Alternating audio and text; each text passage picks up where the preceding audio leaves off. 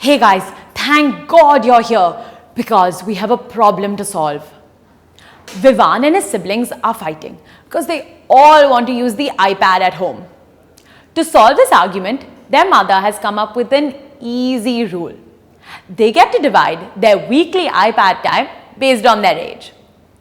Every week, Vivan's brother gets to use the iPad for the least amount of time because he's the youngest. Vivan gets to use it for twice as much time as his brother in a week because he is twice his age.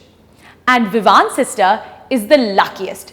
She gets to use it for 3 hours more than Vivan in a week because she's 3 years older than him.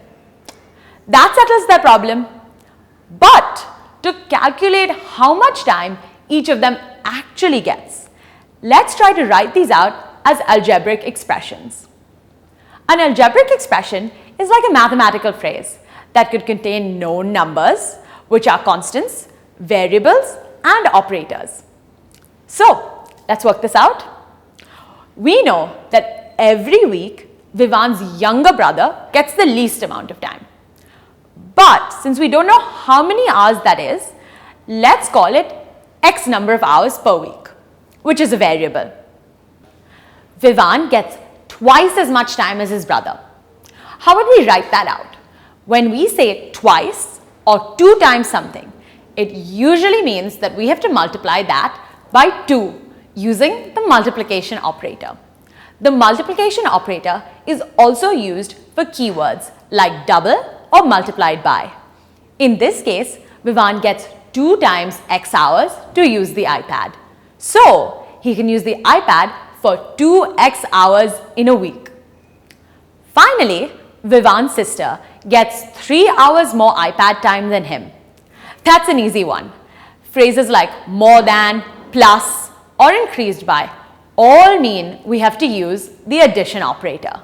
So, Vivan's sister gets 2x plus 3 hours on the iPad every week.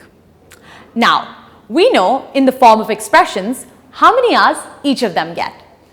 But there's another rule in this house made by their father. He said that their iPad hours get reduced by 1 hour if they haven't finished their homework in the week. That's really unlucky for Vivan because he forgot to do his homework one day. Now, how do we change the expression based on the new rule? If Vivan had 2x hours and we need to reduce 1 hour, it means we need to use the subtraction operator. This operator is also used for phrases such as taken away, decreased by, or simply minus.